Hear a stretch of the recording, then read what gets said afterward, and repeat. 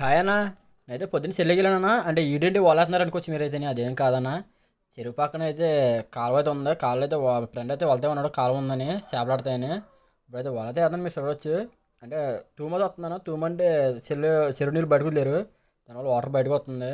ఇప్పుడైతే వాళ్ళ చేప ఎగిరింది, అది మీకు కాపాడొచ్చు. వాళ్ళ నుంచి బయట చేప ఎగిరేసింది. పక్కన కూడా చేపలు కదిలినాయి. ఇప్పుడైతే వాళ్ళైతే లేకపోతే చూడండి, అసలు ఏం చేపలు అంటే మీకు చూపిస్తాను. వీడియో లాస్ట్ అయితే చూడండి. చెల్లిగా తెలియదు పొద్దునైతేనే కదా వాళ్ళకి వెళ్ళాము, కాలువ ఉందని.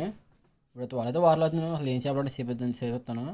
మా వీడియో కదా, కానీ లైక్ కూడా ఫాలో చేస్తలేదు. లైక్ కూడా ఫాలో చేసి మన అకౌంట్ ఫాలో కొట్టున్నాను. ఇప్పుడైతే వాళ్ళైతే వారికి వచ్చింది.